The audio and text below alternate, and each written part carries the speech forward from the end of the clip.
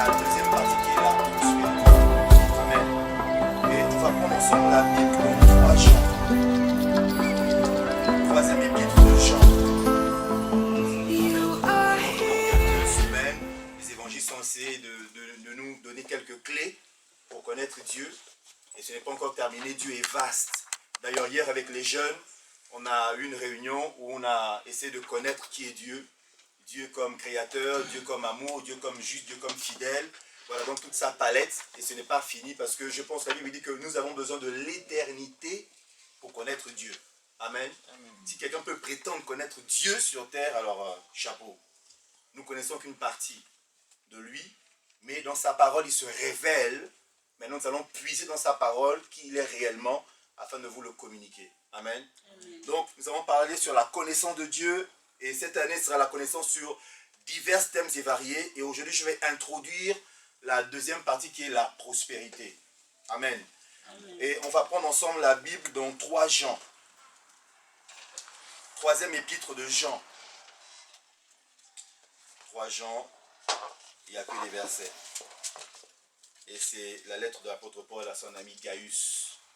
Il lui adresse ses salutations de cette manière. Si quelqu'un trouvait qui dise Amen. Amen. Donc je vais lire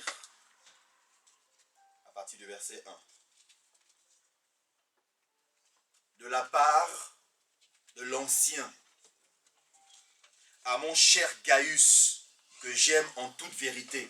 Là c'est de ma version. Cher ami, je souhaite que tout aille bien pour toi et que tu sois en aussi bonne santé physiquement que tu l'es spirituellement. Dans une autre version, on dit, cher ami, je souhaite que tu te portes bien à tous égards et que ta santé soit bonne. Qu'il en aille comme pour ton âme, qui, elle, se porte bien. Et dans votre version, qu'est-ce qu'il est écrit? Bien-aimé, je souhaite que tu prospères à tous égards, comme prospère l'état de ton âme. Donc, Paul souhaite à Gaius qu'il prospère à tous égards. Aujourd'hui, on nous parle de l'évangile de la prospérité et l'évangile de la pauvreté. Amen. Bon, personne ne réagit. L'évangile de la pauvreté, c'est l'évangile qu'on nous a emmené, quand nous étions à l'époque de la colonie, pour dire, fermez les yeux sur vos richesses, espérez la vie éternelle au ciel, pendant que nous on s'occupe de vos matières premières. En d'autres termes, la Bible disait dans Matthieu chapitre 5, heureux les pauvres, virgule, en esprit, n'est-ce pas? Mais des personnes ont pris, ils ont enlevé heureux les pauvres en esprit, ils ont dit heureux les pauvres, car vous irez au ciel. Donc quand on dit ça à quelqu'un qui n'a pas lu, qui n'a pas l'instruction, qui ne va pas les lire ce qu'il y a dans la Bible, il va prendre ça pour content. Et ça devient une forteresse dans son esprit. Dans l'autre extrême, on dit l'évangile de la prospérité, c'est excessif, ce n'est pas biblique, etc. Mes frères et sœurs, là on nous dit dans la Bible, c'est Paul qui souhaite à Gaius qu'il prospère à tous égards. Il n'y a pas un évangile de la prospérité, un évangile de la pauvreté, il y a un évangile tout court, c'est l'évangile du royaume de Dieu. Amen. Amen. Amen. C'est l'évangile du royaume de Dieu. Cet évangile est complet, il est global, il a tout ce qu'il faut à l'intérieur. Il ne faut pas extraire une chose et pour en faire une doctrine, mais il faut prendre l'évangile dans sa globalité. Et de Genèse à Apocalypse, j'ai vu comment Dieu était capable de bénir les gens, non seulement physiquement par des miracles, mais aussi matériellement et financièrement. Vous lirez l'histoire d'Abraham, Genèse 24 ou Genèse 25 à la fin de sa vie. On dit qu'Abraham était riche en or, en argent, en troupeaux, etc. Quand vous prenez l'histoire d'Isaac, dans Genèse 27, on dit que Isaac, pour avoir obéi à Dieu et pour être resté à Guérar, la Bible dit que Isaac a semé dans une terre où il y avait la crise économique, il y avait la famine, et il a prospéré. Et la Bible dit qu'Isaac devint riche, fort riche, et il alla en s'enrichissant davantage. Amen. Amen. Quand on voit David, le roi David était un berger, qui n'avait que des moutons de son père qu'il gardait, mais à la fin de la vie de David, les Américains ont estimé la fortune de David à 4 milliards de dollars. Mais ce que vous devez comprendre, c'est que Dieu n'a aucun problème avec l'argent. Amen. Dis Amen. Amen. Dans le psaume 50 au verset 12, Dieu dit que si j'avais faim, je ne vous le dirais pas, car sous tous les cieux, tout est à moi. Dans AG 2 au verset 8 et 9, il dit que l'argent m'appartient et l'or m'appartient. Frères et sœurs, tu ne veux pas aller voir un multimilliardaire et lui dire je te donne 1000 euros que ça va l'enrichir puisqu'il est déjà multimilliardaire. En fait, comprenez que Dieu n'a pas besoin de notre argent parce que Dieu est immensément riche. Mais ce que Dieu veut, c'est que toi, tu prospères à tous égards comme prospère l'état de ton âme. En d'autres termes, Dieu s'occupe d'abord de mon âme. Et ce que nous allons faire cette année en vous donnant la connaissance, c'est que votre âme ait la connaissance afin de pouvoir prospérer à tous égards. Amen. Parce que dans le monde, on se fiche de l'âme, on s'en fiche de son bien-être, on dit c'est la richesse à tout prix, à tout va. On voit que les gens qui s'enrichissent dans le monde, à un moment donné, ils montent très haut et la chute aussi est brutale. Parce que leur âme n'est pas restaurée. Leur âme n'est pas attachée à la vérité qui est la parole de Dieu. Donc pour eux, je me suis fait par moi-même, par mes propres forces. Dans Deutéronome 8, au verset 17, Dieu met en garde son peuple. Il leur dit, vous êtes arrivés à Canaan, le pays où coule le lait et le miel, où il y a de belles maisons, il y a des terres, il y a tout ce que vous voulez. Et il dit, quand vous allez prospérer, ne dites jamais que c'est par vos propres forces que vous êtes acquis ces richesses. Jamais. Amen. Amen. Frère, quand Dieu te bénit, c'est Dieu qui t'a béni. Ne t'arroge pas sur cette prérogative en disant, non, non, c'est par mes propres forces, je suis un self-made man. Je me suis fait par moi-même, donc je prospère par moi-même. Dieu n'a rien à voir là-dedans. C'est Dieu qui donne la capacité de s'enrichir. Qui dit amen à cela. Amen. Parce que avant de pouvoir avoir une idée, Dieu peut t'avoir inspiré cette idée. Il peut t'avoir donné ce projet. Il peut avoir mis en toi cette grande vision. Amen. Dieu n'a aucun problème avec l'argent. Sous tous les cieux, tout est à Dieu. Je vais insister là-dessus aujourd'hui en disant que Dieu n'a aucun problème avec la prospérité, frères et sœurs. Il faut que cela puisse être dans notre esprit à nous. Si Dieu te donne un projet, une idée, et Dieu sait jusqu'où ça va porter, mais sache que la première chose que Dieu va faire, c'est d'abord s'occuper de ton âme. C'est pourquoi il dit à Gaius, je souhaite que tu sois en aussi bonne santé physique que tu l'es spirituellement. Frères et sœurs, notre Dieu s'intéresse de notre santé physique et surtout de notre santé spirituelle. Si Jésus-Christ est mort à la croix, c'est pour une raison, c'est pour que notre âme soit en bonne santé et en très bonne santé. Parce que dans le monde, la Bible déclare dans, je vous dis des versets comme ça, voyez, je n'ouvre pas la Bible, j'espère pour ceux qui notent qu'ils le notent. Dans Romains chapitre 3, verset 23, il dit que tous ont péché et sont privés de la gloire de Dieu. Donc dans le monde, nous sommes nés pécheurs. Le psaume 51 nous le dit, c'est David qui parle. Il dit, je suis né et j'ai été conçu dans le péché. Amen. Tout ce temps que nous sommes sortis du ventre de notre mère, nous sommes sortis avec l'ADN du péché. On a hérité du premier homme Adam, le péché. Le péché est en nous et Christ est mort sur la croix pour extraire le péché et nous donner le Saint-Esprit, nous donner la vie, nous communiquer la vie de Dieu. Amen. Amen. Et donc, il est important pour nous d'être équilibrés spirituellement, d'avoir une bonne santé spirituelle. On insistera toujours dans cette assemblée pour vous dire que les choses ne se font pas comme ça, les choses ne se font pas à principe. Dieu, c'est un Dieu de principe. Quand Dieu bénit, avant de te bénir, il commence par des principes. N'est-ce pas? Lorsque une femme est enceinte et quand elle aura un enfant, qu'est-ce qui se passe? Elle va s'assurer qu'elle a une chambre pour accueillir le bébé, oui ou non? Elle va s'assurer qu'il y a un berceau, oui ou non? Elle va me faire des coups pour avoir la layette, pour faire toutes ces coups, afin que l'enfant, quand il viendra, il ne manque de rien.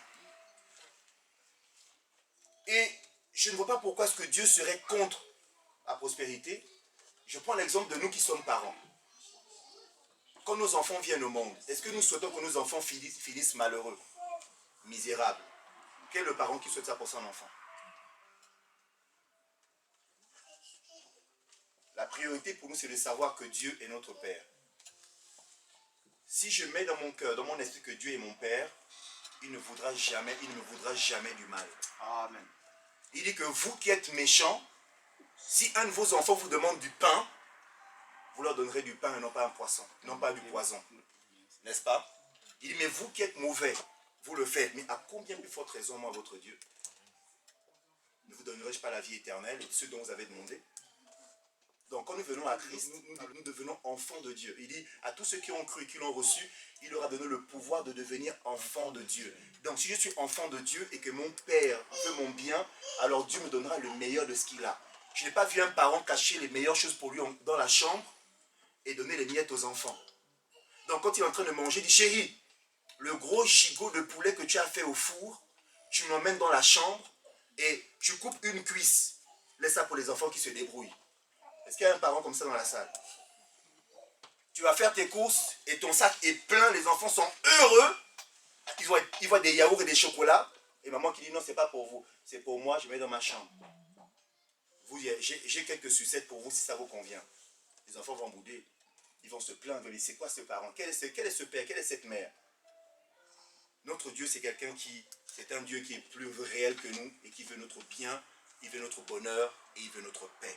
Amen. Amen. Amen. J'essaie de voir qu'est-ce que c'est que la prospérité. On nous dit dans le dictionnaire que la prospérité, c'est la réussite, c'est la richesse, c'est l'aisance, c'est être dans une situation favorable, une situation d'abondance, une situation de bien-être, de félicité, de bonheur. Amen. C'est beau, non? Et vous savez comment s'appelle le jardin d'Éden en hébreu? C'est le jardin des délices, le jardin des félicités. Ça veut dire que quand Dieu a créé le jardin d'Éden, il a mis dans le jardin tout ce qu'il fallait pour que Adam et Ève soient épanouis, que Adam et Ève ne manquent de rien et qu'ils soient heureux. C'est ça la prospérité. C'est que leur âme, leur esprit est en connexion avec Dieu. Ils étaient en bonne santé spirituelle. Leur corps, ils n'avaient aucune maladie. Et matériellement, ils avaient tout ce qu'il leur fallait autour d'eux. Frères et sœurs, ce que Dieu souhaite pour cette année, c'est que tu sois dans l'abondance, mais d'abord dans l'abondance au niveau de ton âme, au niveau de ton esprit. Lorsque Dieu aura fait le nettoyage dans ton âme et dans ton esprit, lorsque ta relation avec Dieu aura été restaurée et rétablie, lorsque le péché ne sera plus ton partage, lorsque tu marcheras dans la vérité de l'Éternel, alors la prospérité viendra frapper à ta porte. Alors le bonheur viendra frapper à ta porte. Alors l'abondance viendra frapper à ta porte. Amen. Amen. Donc, c'est un état de bien-être, un état de félicité, un état de bonheur et d'abondance. La prospérité, selon la Bible, est la capacité d'utiliser la puissance et la connaissance de Dieu pour répondre aux besoins de l'humanité dans tous les domaines. C'est la capacité et la puissance, la connaissance de Dieu pour répondre aux besoins de l'humanité dans tous les domaines. En d'autres termes, Dieu te bénit, Dieu te rend prospère, afin que après avoir satisfait à tes besoins, tu lèves la tête pour voir quels sont les besoins de l'humanité, de mon entourage, de ma nation, de ma ville, de mon quartier. Qu'est-ce que je peux faire à mon niveau avec ce que Dieu m'a donné pour soulager la peine des gens, pour donner la vie aux gens, pour soulager la souffrance des gens. Frères et sœurs, tout ce temps que nous sommes, nous voyons la souffrance autour de nous, cette injustice, et nous sommes insatisfaits aussi. Mais Seigneur, qu'est-ce que je peux faire? Donc c'est quand Dieu te bénit et que tu as satisfait tes besoins, tu n'auras toujours au-delà pour te dire, mais enfin, il y a un orphelin qui est dans la souffrance. Il y a quelqu'un qui ne peut même pas payer ses écolages pour aller à l'école. Il y a peut-être quelqu'un qui est dans l'abandon, quelqu'un qui a du mal à manger. Qu'est-ce que moi je peux faire à mon niveau afin de soulager sa souffrance? Amen. Amen. Jésus a dit à l'église, donnez-leur vous-même à manger. Le rôle de l'église, frères et sœurs, c'est de prendre soin de la création. C'est notre but initial. La création, elle souffre, elle soupire, elle est sous la vanité du diable, qui en a pris le contrôle depuis Genèse chapitre 3 au verset 16. Et le diable n'a qu'une seule ambition, on nous l'a dit ici, Jean 10 au verset 10. Le voleur ne vient que pour égorger, voler, détruire, saccager, brûler. Il n'a qu'une seule ambition. Et s'il n'avait pas le Saint-Esprit sur la terre, frères et sœurs, il y a bien longtemps que l'histoire de l'homme aurait été terminée. Mais c'est parce que le Saint-Esprit est sur la terre que le diable ne peut pas mettre un terme à l'humanité. Amen. Quelle bonne nouvelle, frères et sœurs, que le Saint-Esprit soit venu sur la terre. Sinon, le diable aurait fait tout son pouvoir pour saccager la création. Amen. Mais je bénis le Seigneur pour la présence du Saint-Esprit dans ta vie. Amen. Amen. Amen. Christ a dit, Christ en vous, l'espérance de la gloire. C'est parce que le Saint-Esprit vit en nous que le diable ne peut rien contre la création. Parce que l'Église est encore sur la terre aujourd'hui que le diable ne peut rien faire contre la création. Parce que l'Église, parce que toi et moi, nous sommes là avec le Saint-Esprit. Amen. Amen. Donc, nous devons vraiment avoir l'esprit que lorsque Dieu nous donne quelque chose dans notre main, c'est pour partager. C'est pour distribuer. C'est pour donner à ceux qui nous entourent. Amen. La prospérité. À la base, j'allais prendre ma petite Bible grecque. On nous dit qu'à la base, le mot prospérité, c'est eudonai. Et eudonai, comme Paul l'a écrit, ça veut dire se porter bien, gagner de l'argent, réussir dans tout ce qu'on entreprend. Je reprends. Eudonai, en grec, c'est se porter bien, donc physiquement, spirituellement, gagner de l'argent, avoir la liberté financière et réussir dans toutes nos entreprises. Dieu souhaite que tu prospères dans toutes tes entreprises. Amen. Amen. Amen. Je me suis posé la question, mais pourquoi Dieu veut que je prospère? J'ai dit tout à l'heure, premier point, Dieu veut que tu prospères parce que tu es son enfant. Amen. Quelqu'un peut lire pour moi Deutéronome 8 au verset 18. S'il vous plaît. Deutéronome 8 au verset 18. Dieu veut que tu prospères parce que tu es son enfant. Premier point. Deutéronome 8 au verset 18.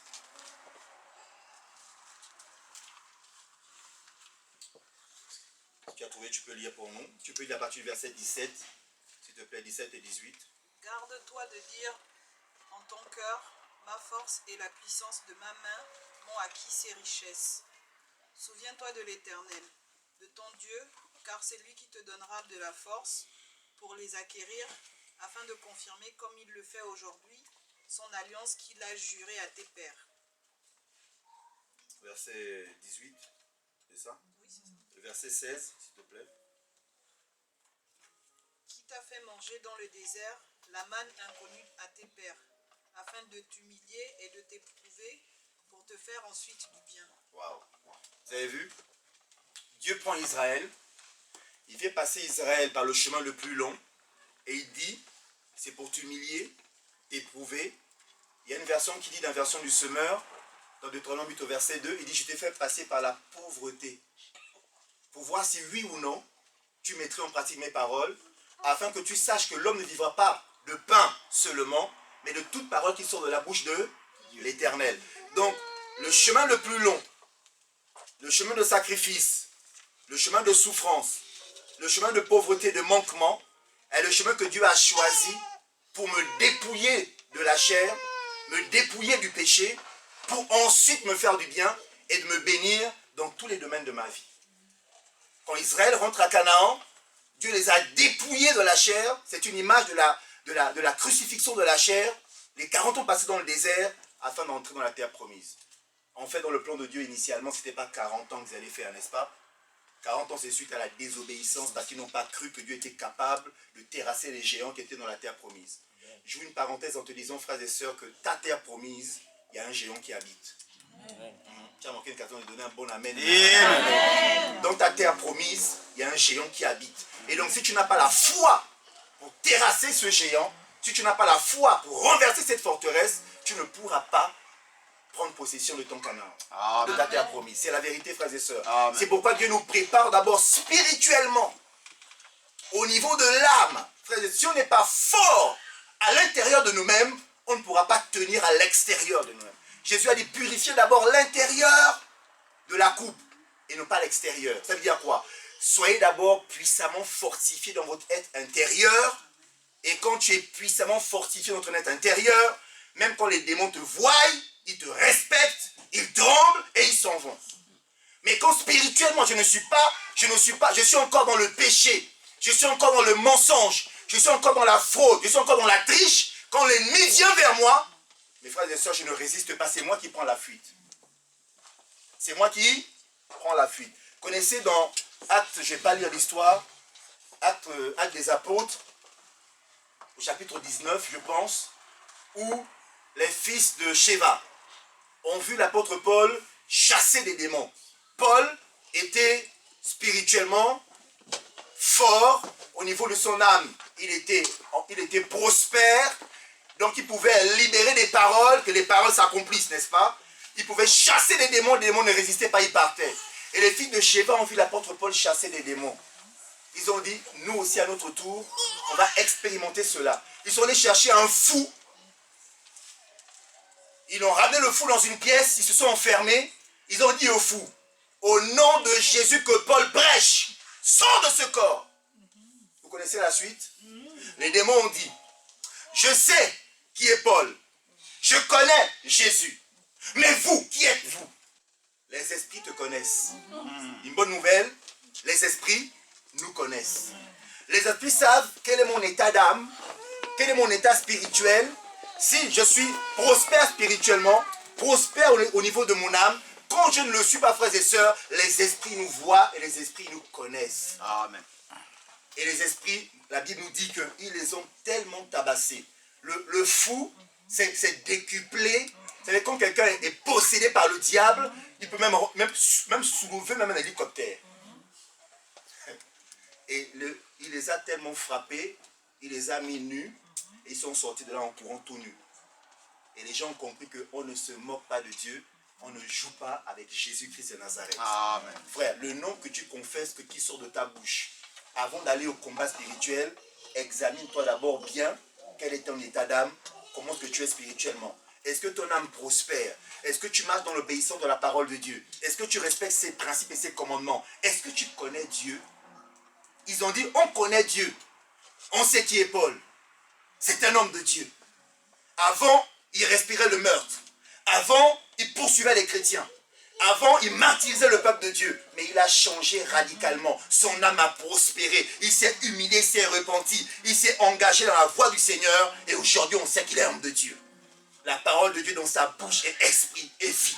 Ma prière pour toi cette année, frères et sœurs, c'est que ton âme prospère à un point où lorsque tu libères une parole de ta bouche, la parole s'accomplit. Amen. Alléluia. Lorsque tu dis quelque chose, la chose arrive. Parce que tu as de l'assurance en toi. Quand tu marches avec la tête haute. Je sais qui je suis. Je connais mon identité en Christ. Je connais mon potentiel en Christ. Je connais ma nature en Christ. Je sais qui je suis en Christ par la grâce de Dieu. Rien ne peut me résister. Je suis enfant de Dieu. Ce n'est pas de la prétention. Ce n'est pas de la présomption. Ce n'est pas de l'orgueil, mais c'est de l'assurance. C'est écrit dans sa parole. Je marche dans sa parole. Je vis dans sa parole. Je me nourris de sa parole. Elle me transforme. Elle m'enrichit. Elle me discipline. Elle me fortifie. Et quand je libère cette parole dans le nom puissant de Jésus-Christ de Nazareth, quelque chose se passe. Amen.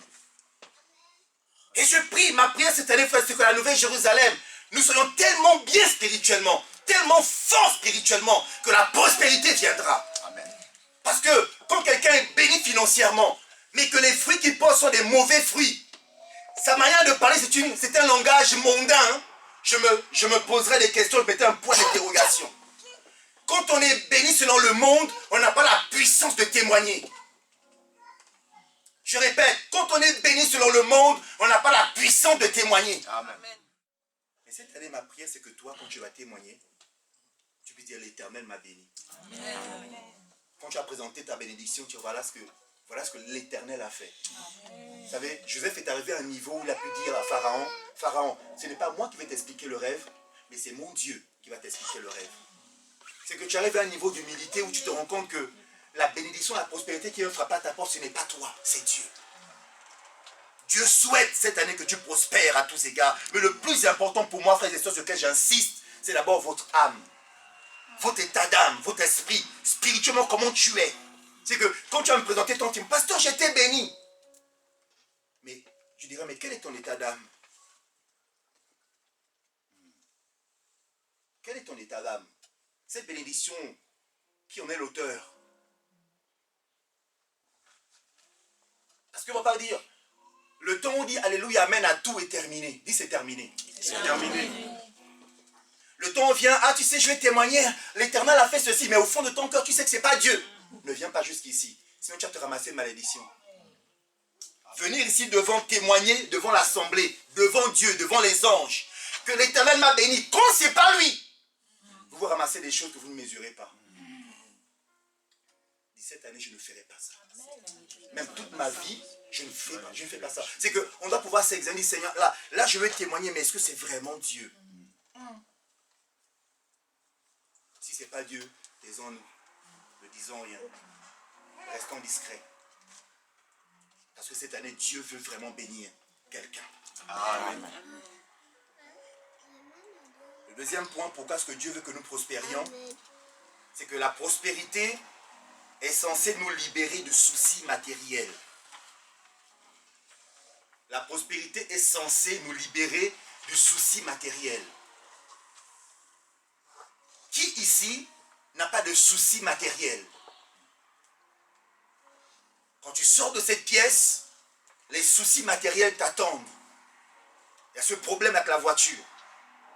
Il y a ce problème avec la maison. Il y a ce problème. Il y a toujours des problèmes quelque part. Nous avons des soucis matériels. Et notre Dieu, en 2020, veut que nous prospérions afin que ces soucis matériels soient réglés une fois pour toutes. Parce que quand le souci est là, tu n'es pas dans les bonnes dispositions pour louer Dieu. Tu viens à l'église lourd, fatigué, avec le fardeau sur ta tête. Peut-être que nous, on ne le voit pas, mais Dieu le voit. Tu as la tête baissée, c'est trop lourd sur toi. Ah, encore cette voiture, tous les jours, problème. D'abord c'est l'essence, après c'est ceci, après, oh mince quoi, enfin, Seigneur, mais tu as dit que la bénédiction de l'Éternel ne se fait suite d'aucun chagrin. Je n'ai que des chagrins. Ouais. Dieu ne veut pas ça. Parce que quand on vient à la maison de Dieu, la Bible déclare que déchargez-vous sur lui de tous vos soucis, car lui-même prend soin de vous. Quand tu es à la maison de Dieu, qui Seigneur, ce fardeau-là, il y en a qui déposent avec une main, quand le culte est fini, il remet sur la tête, il s'en va avec. Frère, ça va? Ah, vraiment? Ah ouais, vraiment? Mais on écoutait la parole, on était édifiés. Mais il a repris son truc, il l'a mis sur la tête, c'est toujours pareil. Donc le dessous qu'il avait avant, quand on mettait dans le métro ensemble, ah, tu sais, moi, vraiment, ces temps-là, c'est dur, hein, vraiment. Mais m'envoie 5 € là, c'est dur, je sais pas, c'est dur, c'est dur. Et puis la parole est sortie, il était là, amen, amen, amen. Mais dès qu'on a fini le culte, ah, c'est encore dur, vraiment. L'affaire là, c'est dur. Ouais, c'est qu'on n'a pas déposé. Et le Seigneur nous écoute, mais enfin, vous dites des lèvres, votre cœur n'y est pas. Il a reproché aux pharisiens en disant, mais vous louez, vous honorez des lèvres, mais votre cœur n'y est pas. Frères et sœurs, que notre cœur cette année soit dans la louange. Que mon cœur et ma bouche soient alignés, qui disent la même chose. La plupart du temps, la bouche dit des choses que le cœur ne croit pas. On est là comme ça, la bouche dit amen, pasteur. Alléluia. C'était chaud aujourd'hui.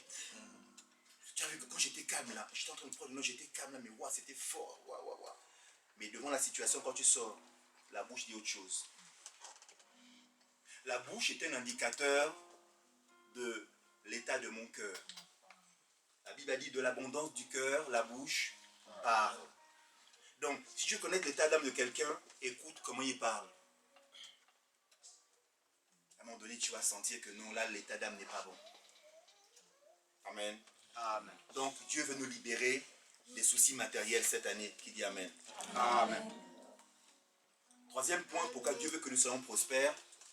Le but est de nous donner le pouvoir d'être généreux envers les autres. Le but est de nous donner le pouvoir d'être généreux envers les autres. 2 Corinthiens chapitre 9, le verset 7. 2 Corinthiens chapitre 9, le verset 7. Je suis en train de passer le décor de toutes les choses qu'on va pouvoir aborder avec vous cette année sur la prospérité. 2 Corinthiens chapitre 9, le verset 7.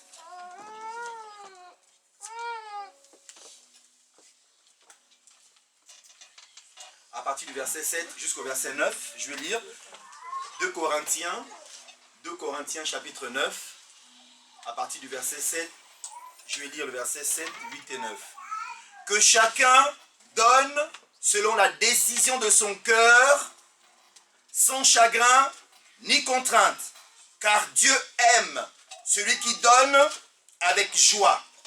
Dieu a le pouvoir de vous combler de toutes sortes de grâces pour que, disposant toujours et en tout du nécessaire, vous ayez encore de superflu pour toute œuvre bonne. Waouh! Comme il est écrit, il a distribué, il a donné aux pauvres, sa justice demeure à jamais. Waouh!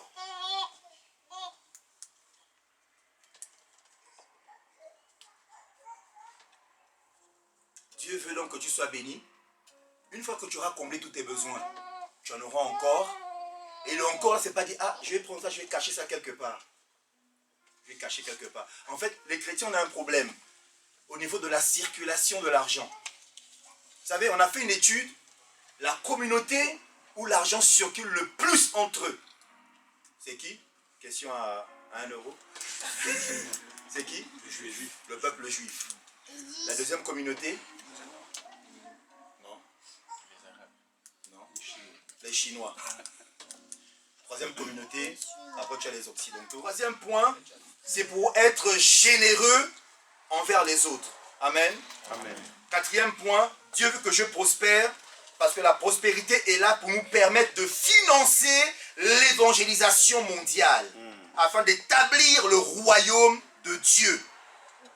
Qui dit Amen? Amen. Matthieu 25, c'est trop long à lire, ça s'appelle la parabole des nations, où on fait un tri entre les boucs et les brebis. Et quand les boucs arrivent vers Jésus, il leur dit, arrière de moi, allez dans le lac de feu. Ils disent, mais pourquoi? Et Jésus dit, quand j'étais pauvre, quand j'étais nu, quand j'étais malade, quand j'étais en prison, vous ne m'avez pas visité. Vous n'avez rien fait pour moi. Ils disent, mais donc le pauvre c'était toi? Oui. Le malade c'était toi? Oui. Le prisonnier c'était toi? Oui, c'était moi.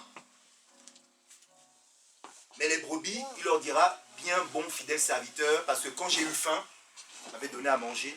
Quand j'ai eu soif, vous m'avez donné à boire. Quand j'étais nu, vous m'avez vêtu. Quand j'étais en prison, vous m'avez visité. Dans mon lit d'hôpital, vous m'avez prié pour moi. Frères et sœurs, qu'est-ce que ça veut dire? Le temps est venu pour l'Église de commencer à créer des hospices, des hôpitaux. Vous voyez comment ça se passe avec le coronavirus? Les gens ont peur. L'Église est là pour rassurer. Il est temps que l'Église, vous savez, la force de l'Église par le passé, c'est que l'Église donnait elle-même à manger aux gens. Au temps de la réforme, ce Jean Calvin s'était donné un mot d'ordre qu'à Genève, il n'y aurait aucune prostituée dans les rues. Donc, une fois qu'ils avaient évangélisé et qu'ils avaient prié pour les prostituées, ils renouvelaient leur intelligence avec la parole de Dieu. Il leur disait, qu'est-ce que tu sais faire dans la vie? Ah, tu sais, moi, voilà, je sais faire ci. On aidait la sœur afin qu'elle sorte de la prostitution, afin qu'elle ait un commerce. Amen. Et c'est comme ça qu'à Genève, ils ont eu cette culture de l'excellence. C'est à cette époque qu'on a commencé à créer les montres. Les fameuses montres suisses. Vous savez, quand le Saint-Esprit vient sur toi, tu as un esprit d'excellence. Amen. Tu veux faire les choses de la meilleure des manières. Amen. Et donc quand on va en Suisse, c'est l'héritage du calvinisme, c'est l'héritage de la réforme, où l'Église était tellement présente après la prière dans la société qu'elle a eu de l'influence. On ne sera influent que lorsque on va apporter la lumière au dehors des 4 murs. C'est là qu'on sera influent. Je ferai une prédication dans les semaines qui viennent sur les 7 montagnes. Ce sont les 7 domaines où Dieu attend que l'Église influence. L'éducation, la politique, l'économie, les arts et la culture, les sciences. Dieu nous attend, la famille. L'Église doit poser des actes, créer des associations, créer des entreprises. Le premier but, ce n'est pas de s'enrichir, c'est d'abord de servir Dieu. Amen. Lorsqu'avec ton entreprise, tu sers Dieu, Dieu te bénira, te donnera au-delà afin de prendre soin des autres. C'est la vocation de l'Église. Amen. Dieu rend millionnaire, oui. Dieu rend milliardaire, oui. Dieu rend prospère, oui. Je suis le seul à le dire dans la salle, c'est dommage. Dieu rend millionnaire, Oui. Dieu rend prospère, Oui. Dieu bénit. Oui. La manière dont tu as dit oui, c'est ce qui va t'arriver cette année. Amen. Dieu bénit. Oui. Voilà. Frères et sœurs, c'est que quand ça va te surprendre, tu diras, mon Dieu, est-ce que je mérite ça? J'ai semé 50 € et le retour c'était 5 000 €. Wow! Seigneur, qui peut bénir comme ça? Alléluia. Tu auras une idée, une vision, un projet, et tu vas semer, tu vas investir, et le retour sera, wouh, tu dis, mon Dieu Seigneur. Ce n'est pas le mensonge. J'ai d'abord lavé mon âme, mon esprit, mon cœur. Je suis pur devant Dieu. Et quand Dieu me donne d'investir, waouh, Dieu récompense. Waouh, waouh. Cette année, je prie que le Seigneur te rende prospère et que tes mains soient bénies comme les mains de Joseph l'étaient. Et que tout ce que Joseph trouvait à faire, ses mains étaient bénies et ça prospérait entre ses mains. Amen. Partout où tu mettais Joseph, ça prospérait. Amen. En prison, ça prospérait. Chez Potiphar, ça prospérait. Chez Pharaon. Vous savez, à un moment donné, j'ai lu la Bible. Dieu des fois me fait rire. Ça vous arrive, mais moi, des fois, je lis la Bible, je ris tout seul. Ça vous arrive aussi? Oui. Hein? On dit que à l'époque, Pharaon était un millionnaire quelconque. Mais depuis le jour que Joseph est entré dans sa maison, la Bible dit que la fortune de Pharaon augmentait chaque année, que même les chiffres ne suffisaient plus pour calculer sa richesse. Alléluia. Je vous chercherai le verset, c'est dans Genèse. Que même les chiffres ne suffisaient plus pour calculer la richesse de cet homme. Donc, quand il était chez lui, dans sa piscine, il dit, ah, j'ai fait le bon choix quand même. Depuis que le jeune homme de 30 ans là est chez moi, waouh, je suis l'homme le plus riche de la terre. Donc, il y a des gens dont Dieu a béni les mains et tout ce qui touche prospère. Waouh, waouh. J'en ai un, je ne le lâche plus. Un jour, quelqu'un dira, vous là, je vous augmente, ne partez pas d'ici, restez ici. Parce qu'il a vu que depuis que je suis dans l'entreprise, les choses marchent. Il dit non, toi, non, reste là, ne pars pas. Non, non, s'il te plaît, j'augmente combien? Oh, x2. D'accord, je mets x2. Le jour d'après, tu pars. Non, je m'augmente pas. Tous les jours, il augmente. Parce qu'il a vu que non. Vous savez l'histoire de Jacob? Jacob était tellement un bon manager chez son oncle Laban que l'oncle Laban est allé faire les gris-gris. Il allait consulter ses affaires et ils lui ont dit que c'est depuis que Jacob est là que tu t'enrichis. Il a dit, ouh, je ne dois pas lâcher le petit là. Vous avez vu ce qu'il a fait, comment il a trompé Jacob? Le jour du mariage, il a mis qui dans la chambre? La grande sœur. Alors que Jacob voulait la petite sœur. Il dit, non, mais reste encore, travaille encore pour moi. Parce que le petit était vraiment prospère. Il y a des gens qui voient la grâce de Dieu sur vos vies. Ils ne le disent pas. Ils le voient, ils le ressentent. Ils font tout pour vous garder. Quand c'est comme ça, négocie. Hein? Négocie. Négocie. Peut-être que c'est pour quelqu'un dans cette salle. Négocie. Amen. Négocie bien. Amen. Amen. Donc, on a besoin de cet argent pour l'évangélisation mondiale. Donc, je l'ai dit, je suis en train de poser des bases sur la prospérité, c'est ce que nous allons voir cette année. Dieu nous attend comme managers de la création. Nous sommes des managers de la création. Dieu met entre tes mains des choses que tu dois pouvoir gérer. Le premier manager, ça a été Adam. Adam a géré la création, il a bien géré la création jusqu'à ce que le péché arrive. Mais initialement, Dieu a donné à l'homme la capacité de manager et de gérer. La preuve, l'homme n'est pas un animal qui vit seul. L'homme est un animal social. Je peux m'exprimer ainsi. Et il n'est pas bon que l'homme soit seul. Je lui ferai un vis-à-vis net semblable. Donc Dieu te mettra à tes côtés quelqu'un pour gérer avec toi. Et la preuve que tu apprennes à gérer, Dieu a donné la famille. La famille, c'est le lieu où on apprend à gérer. Gérer un couple. C'est un lot de travail, hein, gérer un couple. Hein? Amen. Mon bébé a souri, il y a pas entendu amen. C'est quand on est en couple, c'est une gestion au quotidien. Hein, chérie? Gérer un couple, gérer l'autre, c'est un travail. Il faut avoir le Saint-Esprit pour gérer un couple.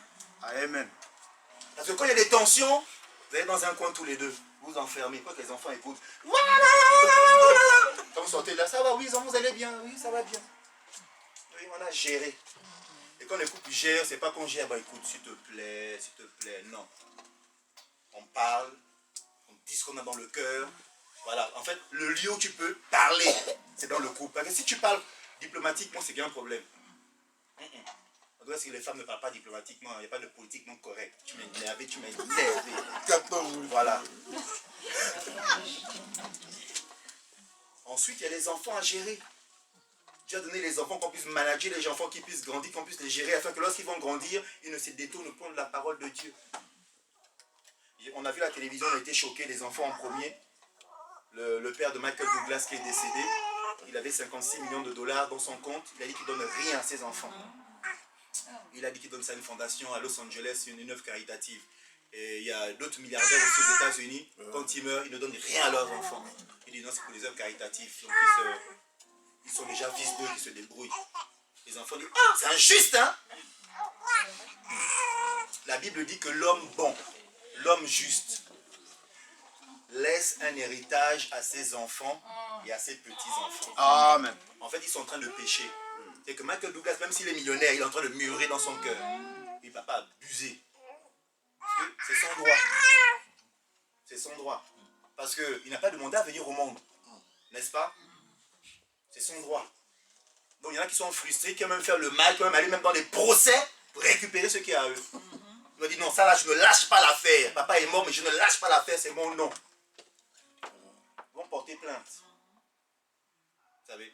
Donc l'homme bon, l'homme que Dieu a béni, il en a suffisamment pour lui, pour sa génération, pour la génération d'après, jusqu'aux petits-enfants. Amen. La Bible parle de Dieu d'Abraham, d'Isaac et de Jacob.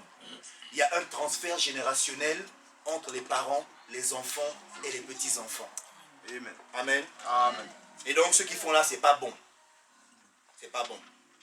Donc nous voulons cette année marcher dans la vérité de l'Éternel.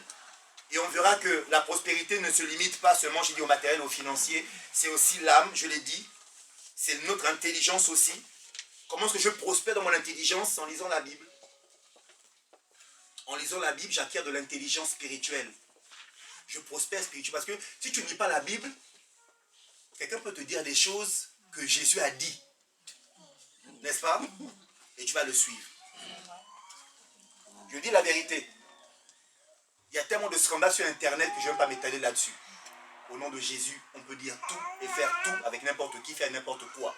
Donc si tu n'as pas lu la Bible, frères et sœurs, eh bien, Satan est venu tenter Jésus. Hein, avec la... Donc si Satan tente Jésus avec la Bible, c'est toi qui vas laisser.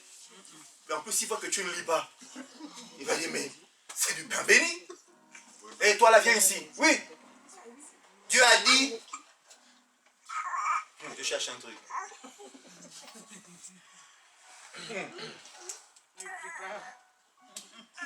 Dieu a dit que quand tu pries, tu le déranges. Donc, à compter de ce jour jusqu'à la fin de l'année, ne prie plus. Amen. Moi-même là, comme j'aime pas la prière. Amen. Là, il dit, ah, maintenant c'est fini. Un autre. Dieu a dit que trop lire la Bible peut rendre fou. C'est vrai, il y a des gens, oui, ils ont dit ça aux esclaves. Voilà. Donc, il ne faut pas lire la Bible. Donc, il y avait des gens qui avaient la Bible, Oui. ils ouvraient juste au psaume 91 et ils posaient comme ça à côté du chevet. 1000 tomberont à ta gauche, 10 000 à ta droite, tu ne seras pas atteint. Oh, Dieu protège ma maison. Et quand il y a plein de poussière de temps en temps, C'est la vérité, hein? il souffle. Oui. Tu as la Bible? Oui, j'ai la Bible chez moi. Moi, j'ai une Bible chez moi, j'ai une grosse Bible chez moi. Hein. C'est à mon chevet. Sur le Mais lit. Exactement. il ne la lit jamais. C'est toujours le psaume 91. Oui. Quand Satan voit ça, il dit oui, je suis ton psaume 91. Je vais m'amuser avec toi, tu ne vas rien comprendre. Donc la prospérité, c'est aussi au niveau de notre intelligence. Il faut lire la Bible, il faut méditer la parole de Dieu afin que la parole devienne chère en nous. Amen. La prospérité, c'est aussi au niveau de la volonté de Dieu. On verra cette année comment connaître la volonté de Dieu. On va prêcher cette année comment connaître la volonté, comment savoir que c'est Dieu qui m'a parlé, que j'ai le feu vert de Dieu. C'est important. On va en parler cette année aussi. La prospérité, c'est celle du corps aussi. On a vu, c'est la bonne santé. Dieu ne veut pas que tu sois malade. Non, moi, la maladie là, moi et ma maladie là, vraiment, ma maladie là, vraiment, tu sais, moi et ma maladie. Non, ne prie pas pour moi. Hein. C'est ma maladie, oh, ma maladie. Donc, vous êtes maintenant mariés. Moi et ma maladie, moi et mon mal de ventre là, vraiment, moi et mon mal de ventre, moi et mon mal. Et quand c'est là, oh, mon mal de ventre, ah, c'est bizarre, hein, il est en retard. Il est en retard.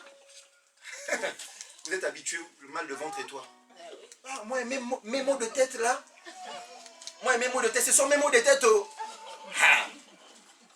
Ça, Dieu ne veut pas que tu sois malade, il veut que tu sois guéri. Par ces meurtrissures, nous avons été guéris. Donc la prospérité, c'est aussi au niveau de nos relations. Comment tu es au boulot? Comment tu es au travail?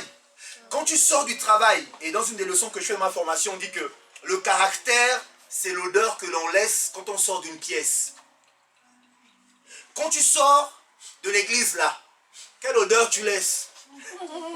Quand tu sors de la maison, quelle odeur tu laisses? Quand tu sors du travail, quelle odeur tu laisses? T'es-tu déjà posé la question, qu'est-ce que les gens disent quand tu es parti? On a vu un film, c'est S. Ventura en Afrique.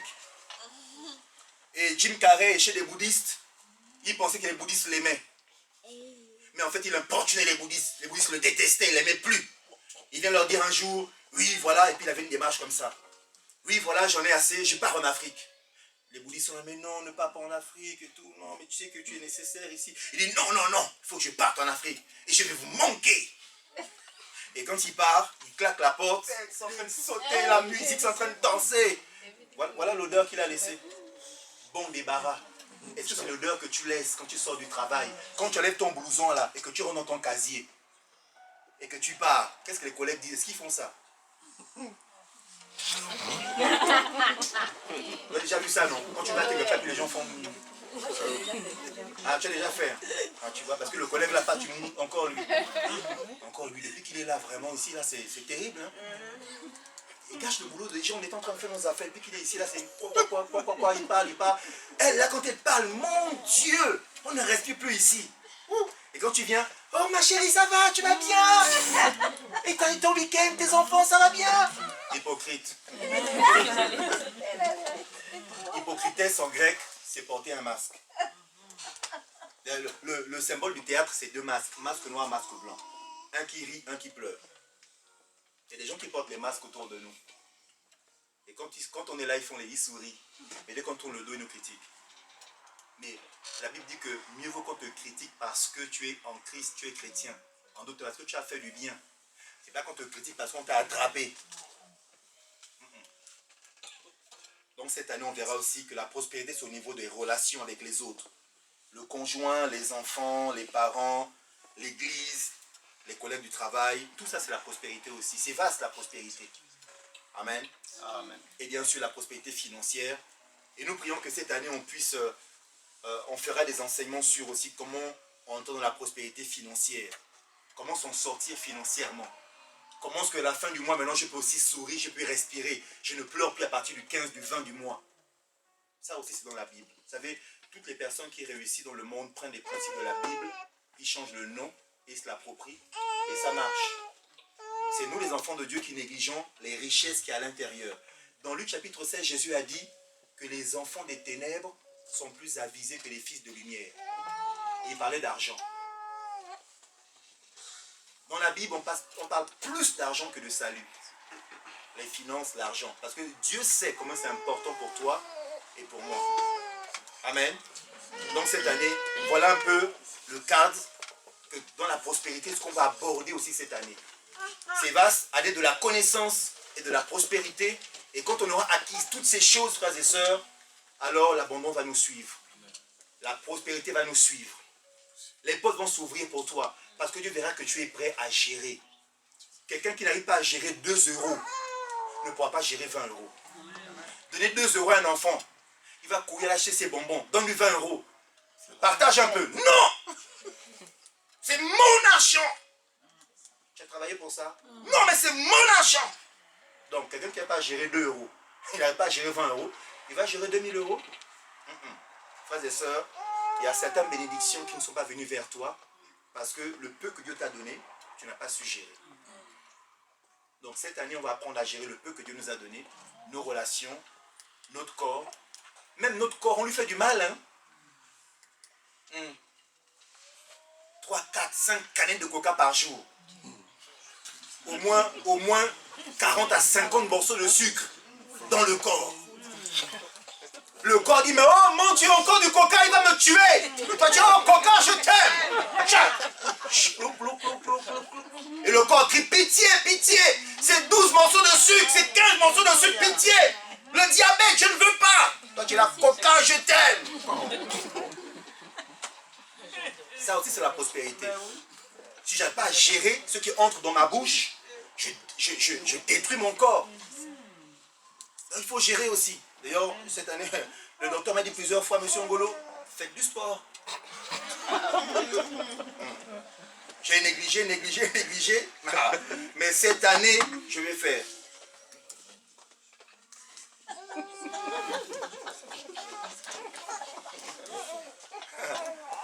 Donc je ne donne pas de date, parce que quand tu donnes une date, tu avais dit que tu allais commencer la semaine prochaine. Voilà. Je ne donne pas de date. Voilà, parce que ma femme dira, mais tu avais donné une date à l'église, à ceux qui ont dit qu'il faut l'accomplir.